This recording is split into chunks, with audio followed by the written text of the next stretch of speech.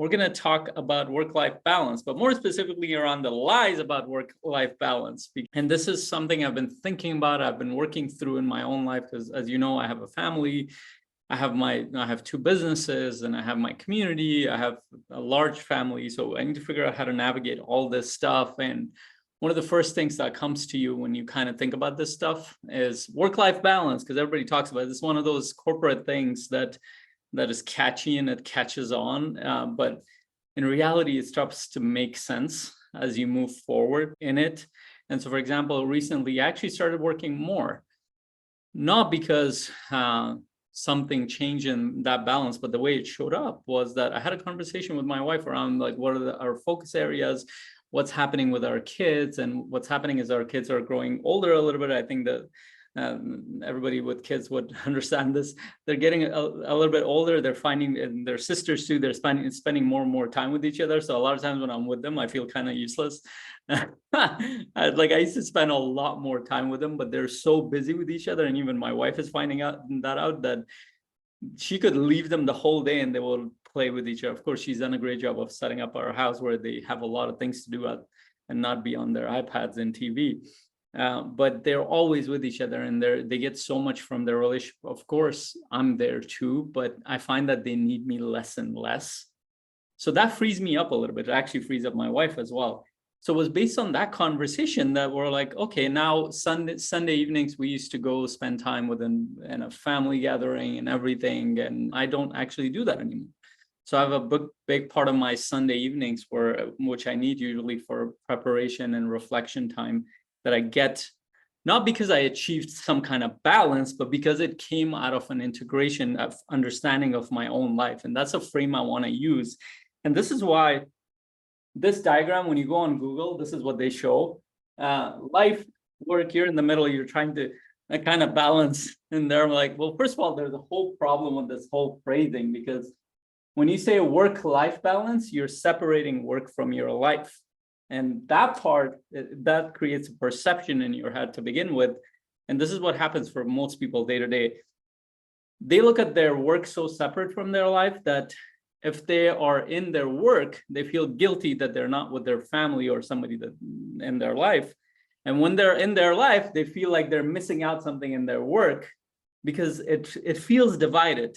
It feels like it's two completely different things. But actually, if you remove this whole model, this is what it looks like in reality. There's you, there's your relationships, there's your business, work. So when you're looking at it like this, this is not balance in the sense like I'm trying to figure out which one to do first.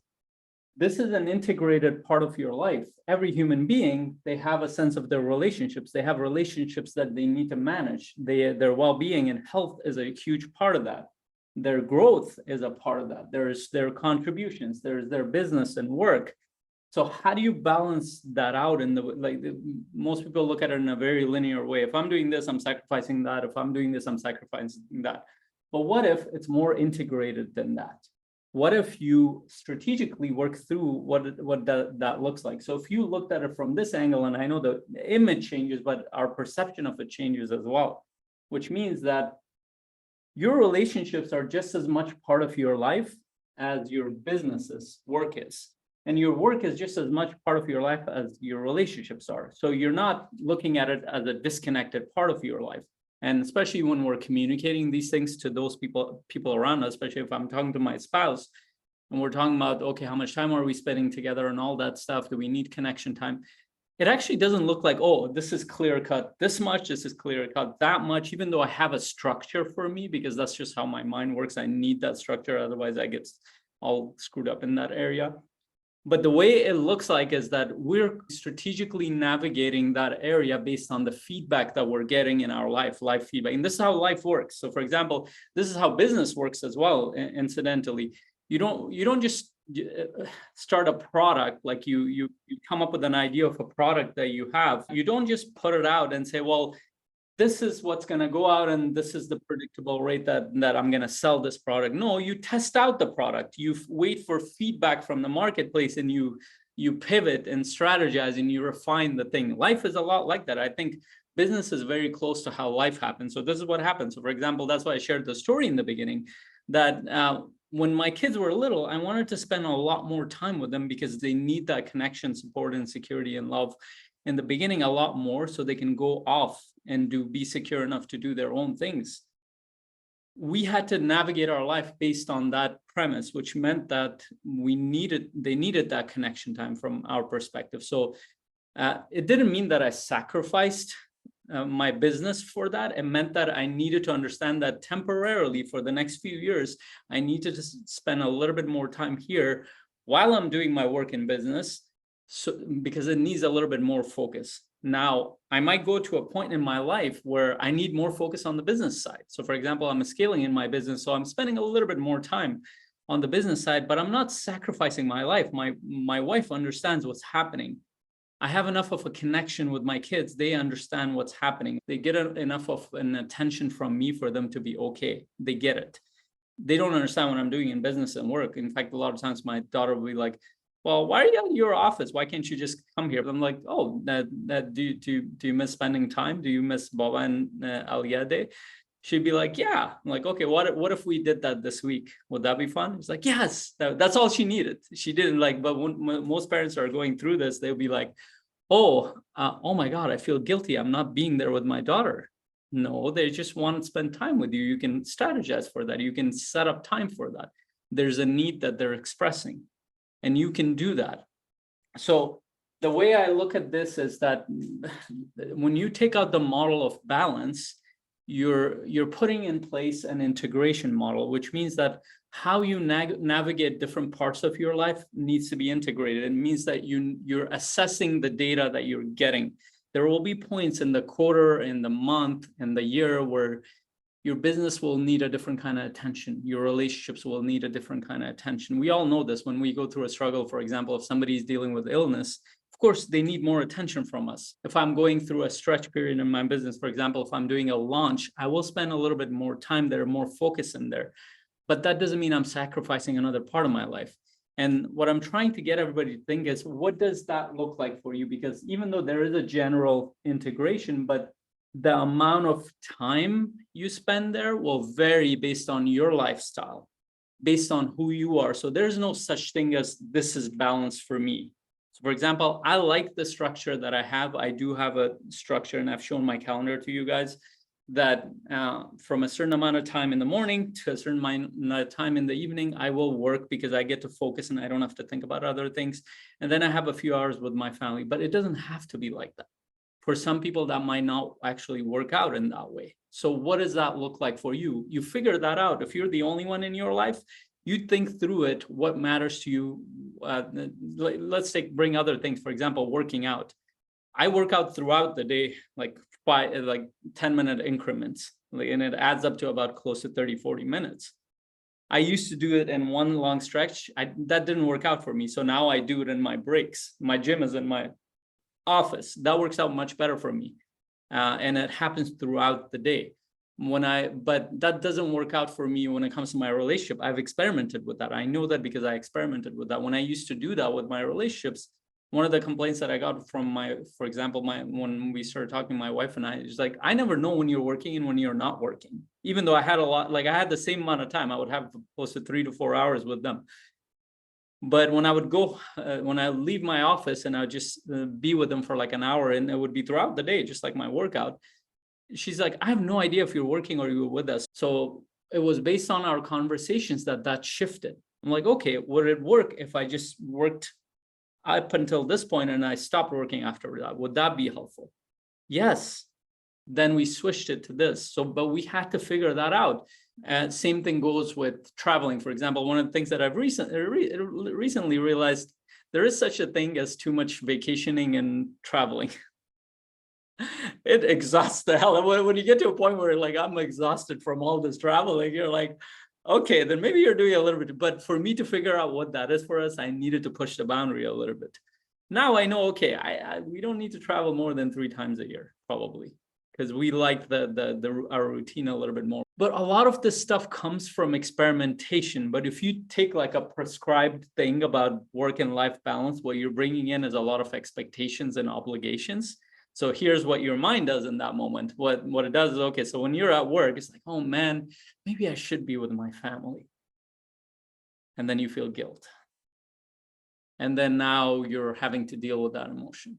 You're having to deal with the thought processes that come with it. And then we compare ourselves with people who have a different kind of life. Well, maybe I should be like this person. But that person is not you. That person does not have your life. Or when we're with family, this other person is doing a lot in their business and they're moving forward, and I feel like I'm missing out on those years. But do they have the same values as you? Do they have the same vision as you? That's why when I talk about this model, this comes from your vision for life. It's not random. This is why we do quite a bit of work around that. What is your vision and what are your values in your day-to-day life? How do you want to show up? And what is that? What are those values? What do they mean for your relationship, especially the person closest to you? If you have somebody close to you, how does that interaction work? Are you guys aligned with that vision? Because if you have a vision of this and somebody else beside you have a vision that's completely different, such as that old model for life and balance, guess what's going to happen? If that's your spouse, you're going to feel constantly guilty about not being there based on their model. And it's based on some random thing that somebody came up with through this whole mental health awareness world, which is positive in one sense, but in another sense, what they've created is these like little shortcuts to creating a better life that doesn't work for most people. So both of you guys need to align that with a common vision that you have. Same thing works with your business partners, for example.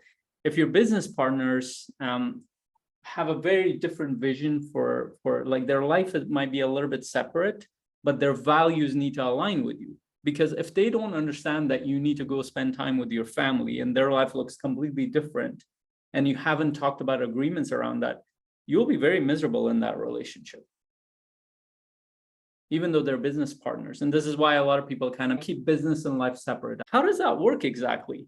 You spend quite a bit of time with your business partners, for example, with your collaborators. Don't you want to know what they stand for, what their values are, what do they care about their life? I don't want to spend 6 hours in a day or 20 hours in my week with a bunch of individuals that I don't know much about and I don't know what their life is about.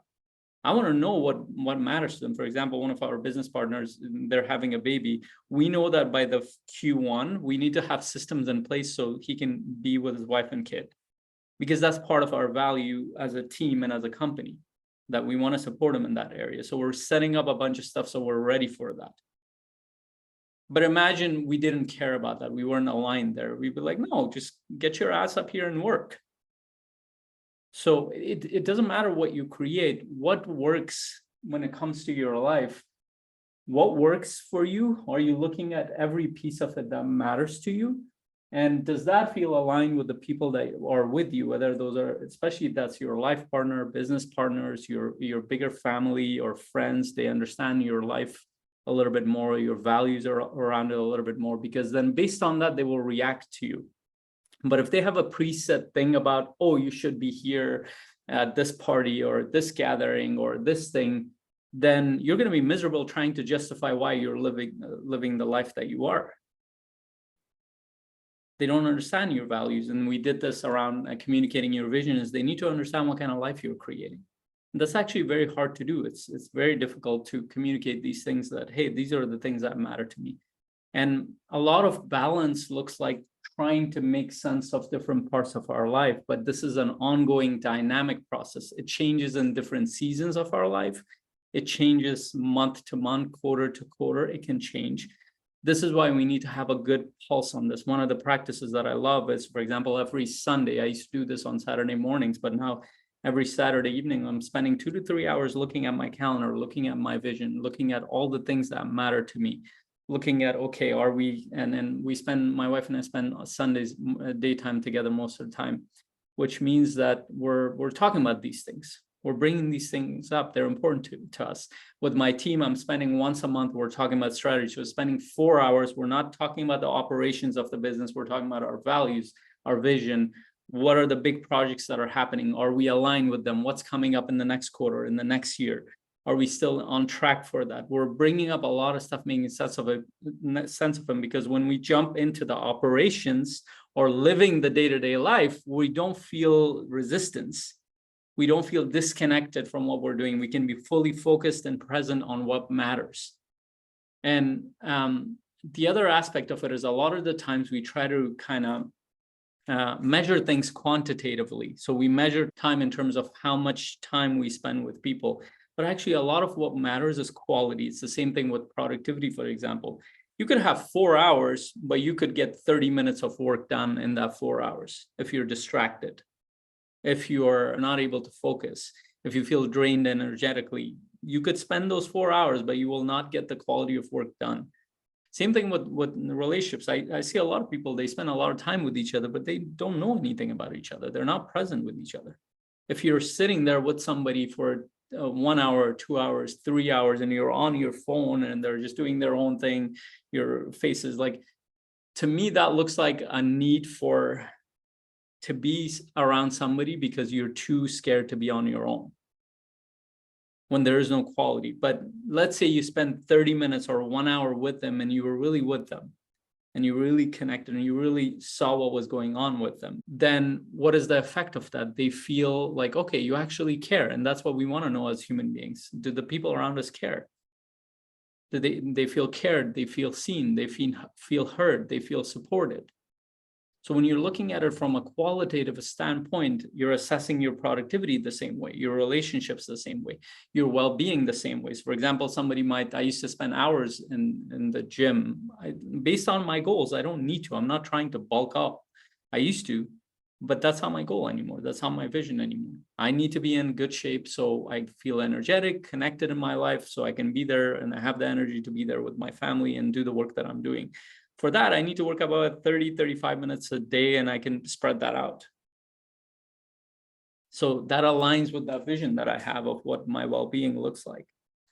Whenever you feel obligated to do something, or you feel like you should do something, that's a mental check. Is like, okay, am I doing this because this matters to me, or am I doing this because there's a social pressure there? And if there is a social pressure, does this feel aligned with me? And if it does, great. How can I navigate this in a way where I can show up better? Or if it doesn't, then why am I doing this? To gain social acceptance? And that could be a need. That could be a need in there. That's fine if that's a need in there, but you need to be real and honest about that. Now, one of the quotes that I really love is that the opposite of bravery is not cowardice, it's conformity. Are we doing these things to conform? Or are we doing things because it actually feels aligned with who we are at our core, what matters to us and who we are in our faith and our values and what we can be honest about? This is also how we find the right partners for ourselves, whether those are on the personal side or business side. Do they feel aligned with our values? Are they going to understand when I'm spending time with my family versus, even though they might be doing something different, are they going to understand that? Or am I going to have that friction between us? Those are good assessments to have when you're meeting collaborators, business partners, that your values are aligned, because you can change a lot of things, but it's very hard to change core things.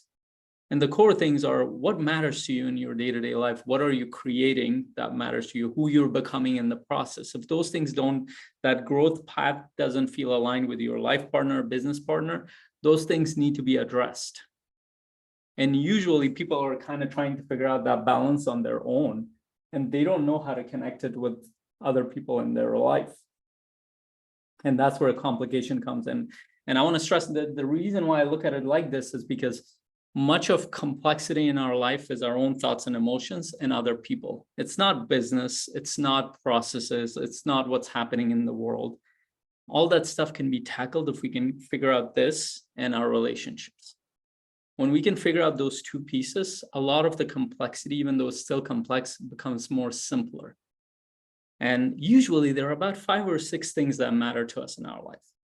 There's our relationships, there's our growth, there's our contributions, our sense of meaning and purpose, our well-being.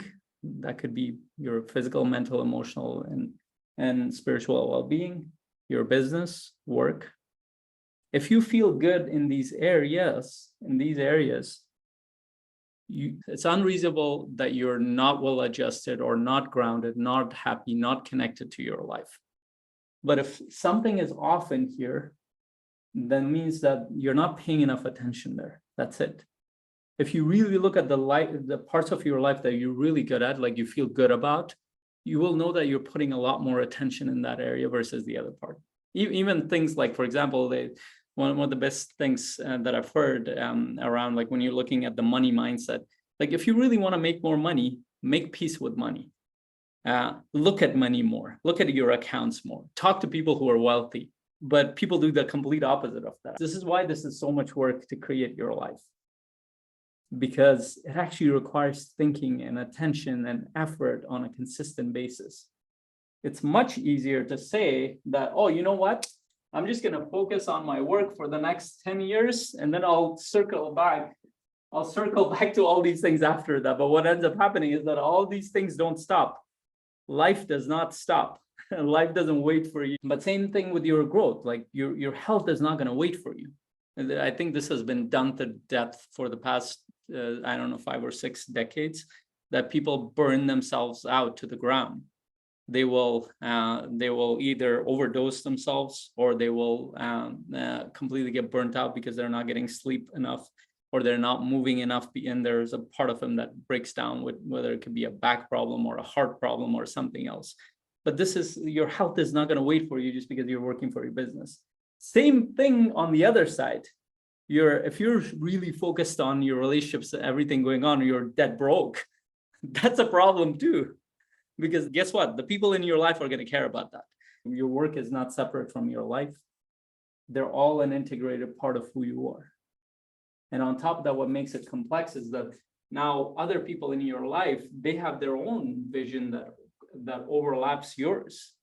And that's where the complexity increases even more. So what we're trying to do here is how can we keep an eye? If we had a dashboard, for example, if you're a business owner, you need to have a dashboard of all your KPIs in front of you.